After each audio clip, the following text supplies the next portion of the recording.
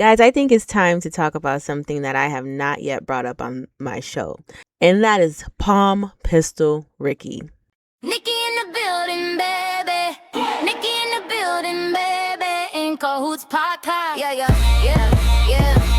I keep God first, that's real. True crime on the table, facts on steel. Investigations, I chase that trail. If the story don't add up, I set it straight, no fail. I spot fake tears, I spot lies. Sketchy little moves, I see through the disguise. I'm fair, I'm funny, I bring that light. I call you out, then I'll still be polite. Welcome back to another episode of In Cahoots podcast. My name is Nikki. Before we get into the video, please make sure that you hit the hype button. Please let it be the first thing you do.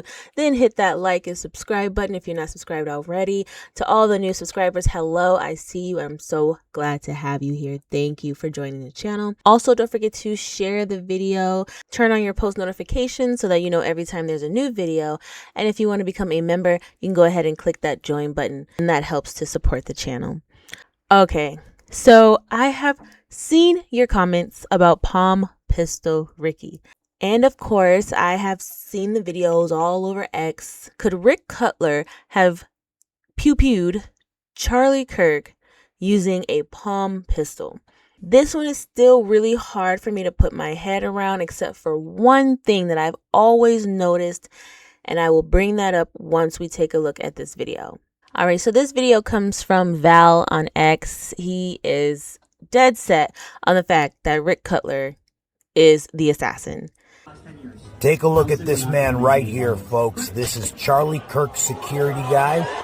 He appears to have a palm gun in his right hand, and he aims it at Charlie Kirk and squeezes the palm gun, firing off a round directly into Charlie Kirk's neck. I suspect he was aiming center mass, and the bullet may have ricocheted, maybe off the cross or something else that was hard, and ricocheted up into his neck area. As you can see, folks, in the right fist between the middle finger and the ring finger is the barrel of the palm pistol. You see him squeeze the palm pistol, firing off a round into Charlie Kirk, murdering Charlie Kirk. Now, if you pay attention to that right hand, it's going to go down into that left tricep area into a hidden pocket. You can see him stuffing that palm pistol in there. His right hand emerges from under his arm, empty-handed. He then puts his hand on the rail, leaps over the rail, and comes to Charlie Kirk's aid like the good assassin, security guard that he is. Ooh, I don't know, guys. I have a hard time with this one. I can see where the theory comes from. For me, I am leaning toward something happened under the shirt. One thing that I noticed is that before the hit, Charlie's shirt and his body actually reacted. And then you see the wound. That doesn't make sense. Unless you can see something coming toward you, then you might brace for it. But are you saying that Charlie saw the bullet coming? So it does make sense to me that the reason why his shirt reacted the way it did and his face reacted before you see a hole, it makes me think that something did kind of maybe explode under his shirt or something happened there. Now, the video that I'm about to show right now, this man is saying that he was basically slowing down the video, going back, trying to find different things when he noticed that there was a white puff under his shirt. And I'll show you the clip, but my purpose for showing this clip is I think it's a really good way of showing Charlie's reaction before the wound. But let's take a look. Right there. There's a white puffy thing coming right from the microphone under his shirt. My thing is, just look at his face. Look at his shirt. It's already puffed up. Look at his neck. You can clearly see his neck. There's no wound in it. So why would Charlie make this face, the straining face? Why is his shirt puffed up like that? And if that is a poof of smoke, then this one photo, in my opinion, just tells everything that we need to know. Why does he look like that and he hasn't been hit with anything yet? I see where this person is coming from on X, though, as far as that white puff. And I'll look into it a bit more because I've never noticed that either. So I think that's a really cool find. And that was from German Amaya on X. But like I said earlier, there is one thing about the palm pistol theory that has always gotten my attention from the very beginning of all of this. And I'll show you right now. All right, so pay attention to this girly right here. Okay. The moment that the shot goes off, she instantly looks at Rick Cutler as if like she heard the sound and she's on her phone, but it's like she kind of pops her head up and looks at him like, what did you just do? Like, well, why did you just make that noise? Now, it seems like everyone else were focused on Charlie, but this woman seemed to look right at him. And I could be reading this wrong, but just take a look. She's looking down at her phone. Then a shot goes off and she looks directly at him and then at Charlie. And even with myself, if someone next to me were to make any type of loud noise, anything, my first reaction is to look at them, obviously, right? Like, especially if it startles me. So if I'm doing something where I'm kind of checked out for a bit because I'm on my phone and then somebody makes a weird noise next to me, the first thing I am going to do is look over like, what are you doing? Like, and that's what that woman did, in my opinion.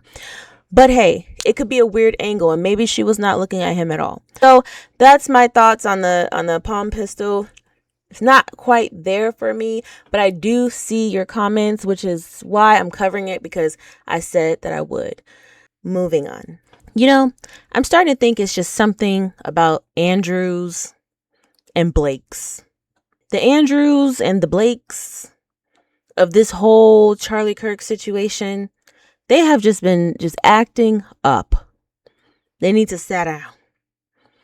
Okay, so currently right now what's going on is that Andrew Fairy Tale Flight Kolvet, he is in the process of writing novels, trying to defend what Candace Owens said about him on the Shawn Ryan show. Now he wants to speak up and now he wants to deny this in full detail.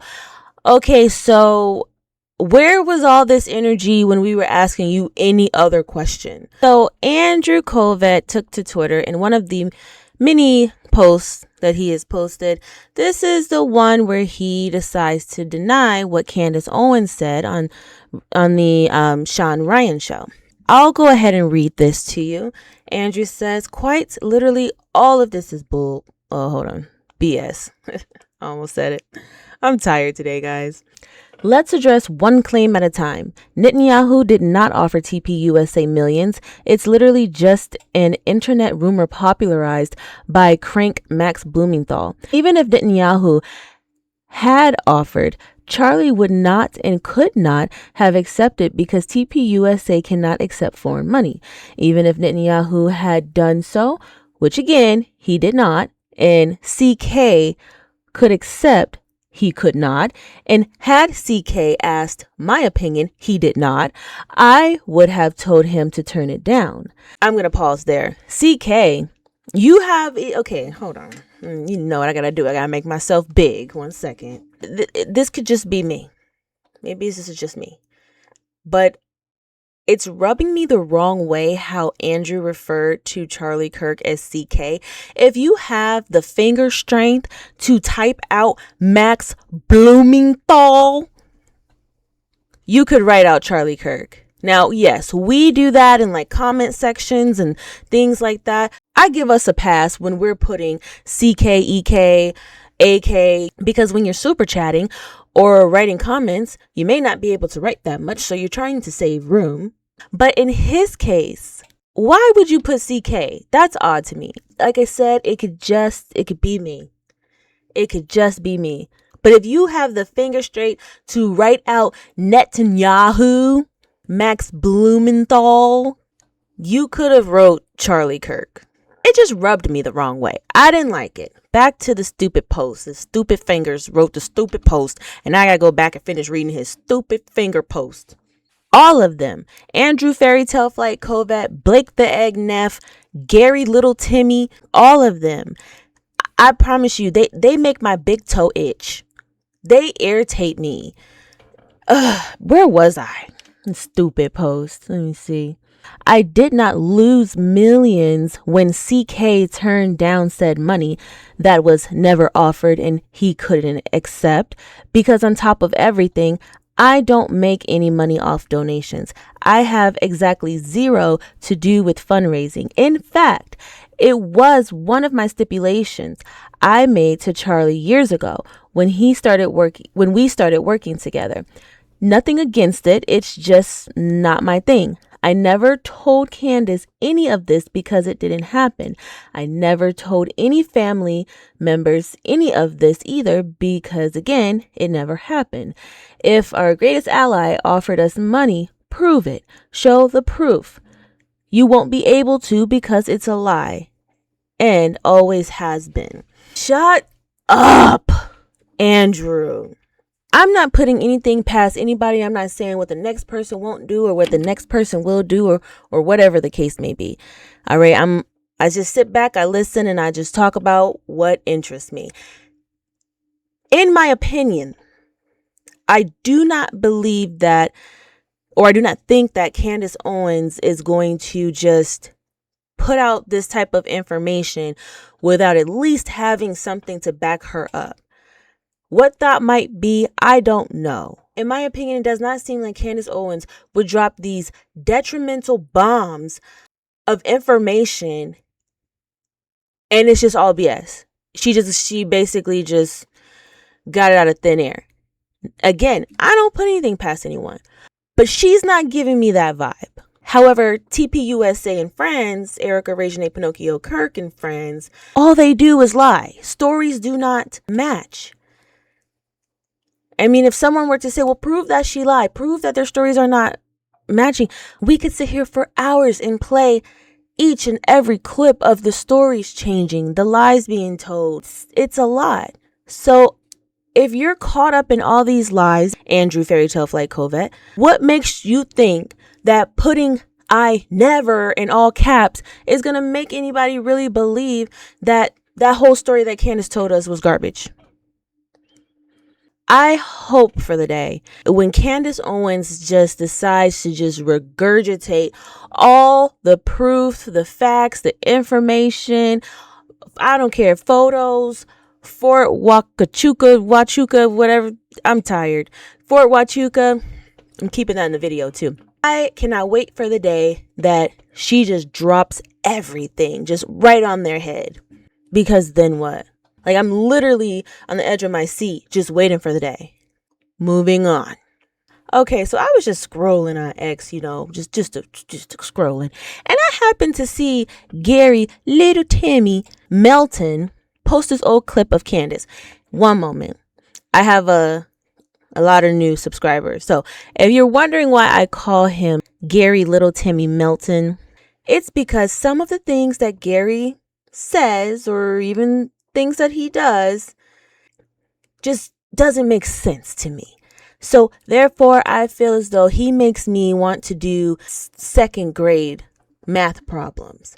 Like Gary, if little Timmy had 3 apples and you take one of those apples away, how many apples does little Timmy have? Gary would say something like 7. So then, you get a little frustrated and you have to go back and you have to say, hold on, let's try this again. If little Timmy has 3, he take 1 away, how many apples? And his answer is still 7. So that's how Gary got his nickname. All right, so the caption says, she dances as well as she investigates. Here's your clip.